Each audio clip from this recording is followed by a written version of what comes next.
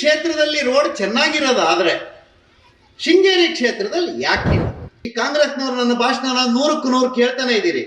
ಇದರಲ್ಲಿ ನಂದೇನು ನಿಮ್ದೇನು?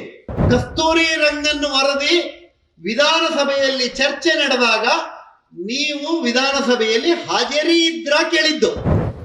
ನೀವು ಕೆಲವು ಸಾರಿ ಹೇಳಬೇಕಾಗತ್ತೆ, ಕಾಕಿ ಬಟ್ಟೆ ಮೈ ಮೇಲೆ ಇದ್ದಾಗ, ಸರ್ ಹಂಗೆಲ್ಲ ಹೇಳಕ್ಕಾಗಲ್ಲ, ಇದು ರಾಜ್ಯದಲ್ಲಿ ನಡೀತಾ ಇರೋ ಚಳುವಳಿ, ನಾವು ಹೆಂಗ್ ಕೊಡಲ್ಲ ಅಂತ ಹೇಳಂದ್ರೆ, ನೀವು ಇಲ್ಲಿ ಕೊಡಲ್ಲ ಅಂದ್ರೆ ನಾವು ಪೊಲೀಸ್ ಸ್ಟೇಷನ್ ಒಳಗಡೆ ಮಾಡ್ತೀವಿ ಅಷ್ಟೇ. ಸೆಕ್ಯೂರಿಟಿ ಅವಾಗ ಯಾರ್ದು ಏನು ತೊಂದರೆ ಇಲ್ಲ. ಯಾಕಂತ ಹೇಳಿದ್ರೆ ಪೊಲೀಸ್ ಸ್ಟೇಷನ್ ಒಳಗಡೆ ಯಾವ ಬ್ಲಾಕು ಆಗಲ್ಲ. ಇಲ್ಲಿ ಬೆಂಗಳೂರು ಒಳಗಡೆ ಸಹಿತ ಮನುಷ್ಯ ಓಡಾಡ್ಲಿಕ್ಕೆ ಸಾಧ್ಯ ಇಲ್ಲ ಅಂತ ನಮ್ಮ ಶಾಸಕರು ಹೇಳಿಬಿಡ್ಬೋದೇನೋ ಗೊತ್ತಿಲ್ಲ. ಶಾಸಕರೇ, ಪಕ್ಕದ ತೀರ್ಥಹಳ್ಳಿ ಕ್ಷೇತ್ರ ಕಾಂಗ್ರೆಸ್ MLA ಇದ್ದಾರೆ, ಅಪೋಸಿಷನ್ MLA ಕಾಂಗ್ರೆಸ್ಸಿಗೆ. ನಿಮ್ಗೆ ಯಾರು ಸಂಬಂಧಿಕರಿದ್ರೆ ವಿಶ್ವಾಸಿಗರಿದ್ರೆ, ಇಲ್ಲ ಅಂದ್ರೆ ನಾನು ಹೇಳಿದ್ದಕ್ಕಾಗಿ ಅದರ ಹಳ್ಳಿಗಳೆಲ್ಲ ಒಂದು ರೌಂಡ್ ಹಾಕಿ ಬನ್ನಿ.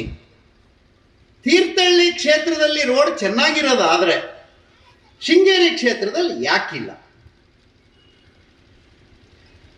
ಇವರು ಯೋಗದ ಶಾಸಕರು. ನನ್ನ ತಿಳುವಳಿಕೆ ಒಳಗಡೆ ಇವರಿಗಿಂತ ಯೋಗ ಇರುವಂತ ಶಾಸಕರು ಇನ್ನೊಬ್ಬ ಸಿಗಕ್ಕೆ ಸಾಧ್ಯ ಇಲ್ಲ. ಗೆದ್ದ ಕೂಡಲೇ ಮಲ್ನಾಡ್ ಡೆವಲಪ್ಮೆಂಟ್ ಬೋರ್ಡ್ ಚೇರ್ಮನ್ ಆದ್ರು. ಕರ್ನಾಟಕ ಸರ್ಕಾರದಲ್ಲಿ ಇವರು ಸರ್ಕಾರ ಇತ್ತು, ಆರಾಮ್ 1.5 ವರ್ಷ ಇದ್ರು. ಅಲ್ಲಿಂದ ಮುಂದಕ್ಕೆ ಏನೂ ಮಾಡಲಿಲ್ಲ. ಏನಾಯ್ತು ಕೇಳಿದ್ರೆ ಜೀವರಾಜ್ ಬಿಡ್ಲಿಲ್ಲ ಅಂತ. ನಂಗೂ ಬೇಕಿರ್ಲಿಲ್ಲ ಪೊಲಿಟಿಕಲ್ ಸೆಕ್ರೆಟರಿ. ನಾನು ಕೆಲವು ನಮ್ಮ ಸ್ನೇಹಿತರ ಹತ್ರ ಮಾತಾಡಿದೆ, ಇಲ್ಲ ಇದು ಬಿಟ್ಟರೆ ನಮ್ಮನ್ನು ಇವ್ರು ಉಳಿಸೋದೇ ಇಲ್ಲ, ಅದಕ್ಕಾಗಿ ಆದರೂ ಇರಲಿ ಅಂದ್ರು. ಸರಿ, ಅಧಿಕಾರ ಉಳಿಸ್ಕೊಂಡ್ವಿ. ನನ್ನ ಹೆಸರು ಹೇಳ್ತಾನೇ ಇದ್ರು. ಈಗ ನಾ ಇಲ್ಲ ಅಲ್ಲ, ಜೀವರಾಜ್ ಬಿಟ್ಟಿಲ್ಲ ಅಂತ ಹೇಳಕ್ ಏನು ಬಾಕಿ ಇಲ್ಲ ಅಲ್ಲ. ಮತ್ ನಿಮ್ ಸಮಸ್ಯೆ ಏನು? ಏನ್ ಪ್ರಾಬ್ಲಮ್ ಆಗಿದೆ ನಿಮ್ಗೆ? ಯಾಕಾಗಿ ಮಾಡಕ್ಕಾಗ್ತಿಲ್ಲ? ಈ ಪ್ರಶ್ನೆಗೆ ನಾನು ಕಾಂಗ್ರೆಸ್ನವ್ರ ಹತ್ರ ಉತ್ತರ ಕೇಳಿದ್ರೆ, ಕಾಂಗ್ರೆಸ್ನವ್ರು ಹೇಳ್ತಾರೆ, ಮೊನ್ನೆ ಯಾವುದೋ ಪೇಪರ್ ನಲ್ಲಿ ನೋಡಿದೆ, ಹೇಳಿಕೆಯನ್ನ ಕೊಟ್ಟಿದ್ದಾರೆ. ಒಬ್ಬ ಕಾಂಗ್ರೆಸ್ನ ಹಿರಿಯ ನಾಯಕರು, ಶಾಸಕರು, ಕ್ಯಾಬಿನೆಟ್ ದರ್ಜೆ ಹೊಂದವರು, ಜೀವರಾಜ್ ಮತ್ತು ಅವರ ಕುತಂತ್ರಿ ತಂಡ, ಯಾರು ಪ್ರಶ್ನೆ ಕೇಳ್ತಾರೆ ಅವರೆಲ್ಲ ಕುತಂತ್ರಿಗಳು. ಕುತಂತ್ರ ಅಂದ್ ಯಾವುದು ಕುತಂತ್ರ ಅಂದ್ರೆ? ನಾವೀಗ ಈ ಪ್ರಶ್ನೆ ಕೇಳಿದ್ರೆ ಇದು ಕುತಂತ್ರ ಆಗತ್ತೆ.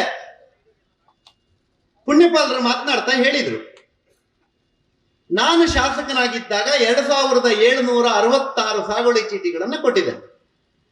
2766 ಶಾಸಕರೇ, ನಿಮ್ಮ ಹತ್ರ ಅವಕ್ಕೆ ಪೂರ್ಣ ಪ್ರಮಾಣದಲ್ಲಿ ಪಾಣಿ ಮಾಡಿಕೊಡ್ಲಿಕ್ಕಾಗಿದೆಯಾ? 21ಕ್ಕೆ ನಾನೇ ಮಾಡಿದ್ದಾದ್ರೆ ನೀವ್ ಏನಾಗಿದ್ರಿ? ಇದು ನನ್ನ ಪ್ರಶ್ನೆ ಇರೋದು. ನೀವು ಮುಂದೆ ಕೊಡೋದಕ್ಕೆ ಏನಾರು ಮಾಡ್ಕೊಳ್ಳಿ, ಹಿಂದೆ ಕೊಟ್ಟಿರೋದಕ್ಕೆ ಯಾಕಾಗಿ, ನೀವು ಯಾವ ಕಾರಣದಿಂದ ಹಿಂದೆ ಕೊಟ್ಟಿರೋದನ್ನು, ಸಾಗುವಳಿ ಚೀಟಿ ಕೊಟ್ಟಿರೋದು ನಾನು ಮತ್ತು ಗೋವಿಂದೇಗೌಡರು ಮಾತ್ರ. ಗೋವಿಂದೇಗೌಡರ ಕಾಲದಲ್ಲಿ ಕೊಟ್ಟಿರೋವು, ನಾನು ಕೊಟ್ಟಿರೋವನ್ನ ಕೂಡ ಹಿಂದೆ ಕೊಟ್ಟಿರೋವು ಇದಕ್ಕೆ ಅಪ್ಲೈ ಆಗುತ್ತೆ ಅಂತ ಇವ್ರು ಹೇಳಿಬಿಟ್ರೆ ಇದ್ರ ಪರಿಸ್ಥಿತಿ ಏನು?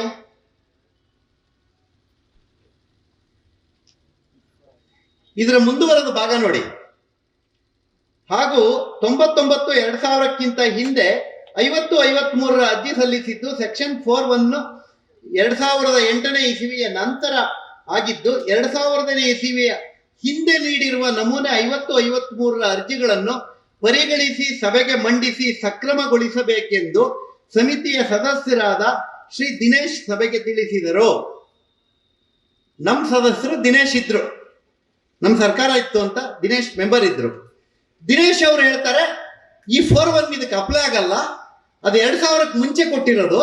ಈ 4(1) ಅಂತ ಆಗಿದ್ದು 2008 ನಂತರ, ಇದು ಇದಕ್ಕೆ ಅಪ್ಲೈ ಆಗಬಾರ್ದು ಅಂತ ದಿನೇಶ್ ಹೇಳ್ತಾರೆ.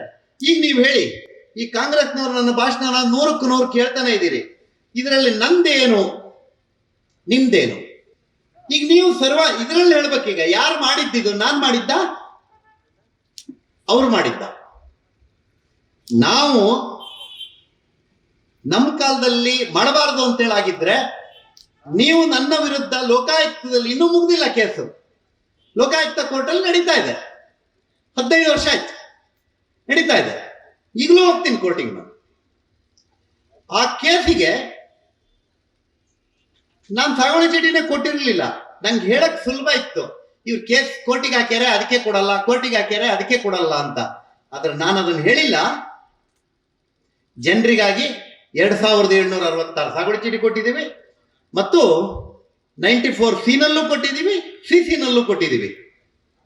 ಸಾಗುವಳಿ ಚೀಟಿ ಕೊಟ್ಟು ನಮ್ಮ ಕಾಲದಲ್ಲಿ ಪಟ್ಟಣ ಪಂಚಾಯತಿದು ಲಿಸ್ಟ್ ಆಗಿ ಉಳಿದಿರುವಂತಹದ್ದನ್ನ 7.5 ವರ್ಷದ ನಂತರ ಎನ್ನಾರ್ಪುರ ಮತ್ತು ಕೊಪ್ಪ, ನಿಮ್ದು ಉಂಟಲ್ಲೇನ್ರಿ ಅನ್ಸೂಯ, ನೀವಿದ್ದಾಗ ಆಗಿದ್ದು.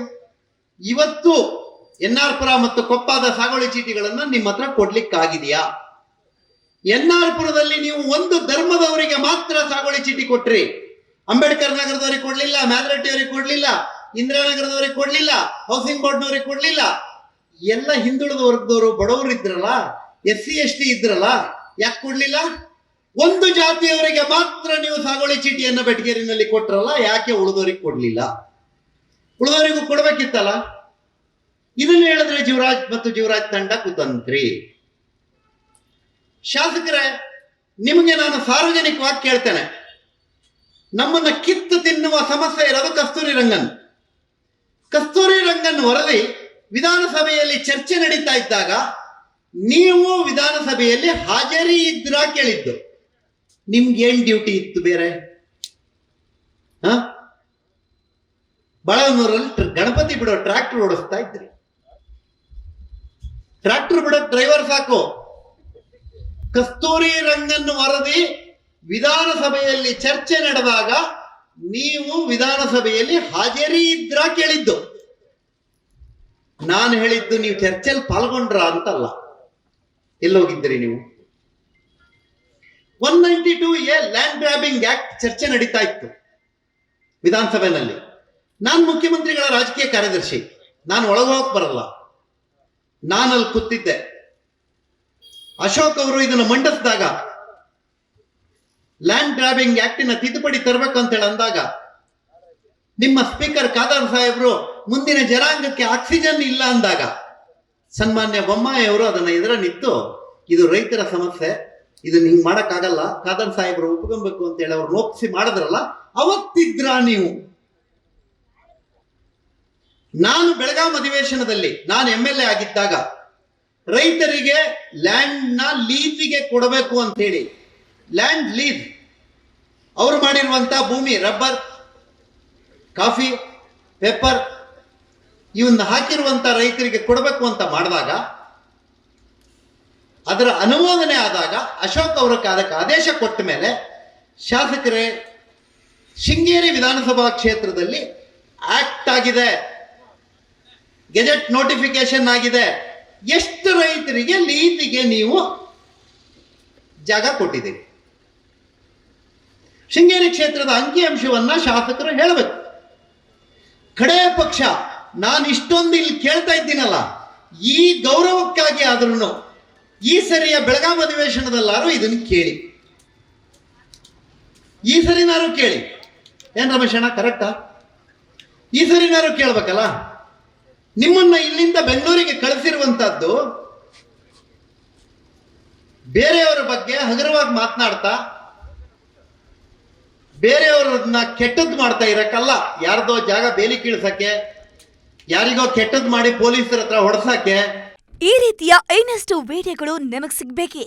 ಹಾಗಾದ್ರೆ ಈಗಲೇ ನ್ಯೂಸ್ ಮಲ್ನಾಡ್ ಚಾನೆಲ್ನ ಸಬ್ಸ್ಕ್ರೈಬ್ ಆಗಿ, ಕೆಳಗಿರೋ ಸಬ್ಸ್ಕ್ರೈಬ್ ಬಟನ್ ಮೇಲೆ ಕ್ಲಿಕ್ ಮಾಡಿ ಉಚಿತವಾಗಿ ಸಬ್ಸ್ಕ್ರೈಬ್ ಆಗಿ. ನಿಮ್ಮ ಒಂದೊಂದು ಸಬ್ಸ್ಕ್ರೈಬ್ ಕೂಡ ನಮಗೆ ಬೆಂಬಲ, ಸ್ಫೂರ್ತಿ.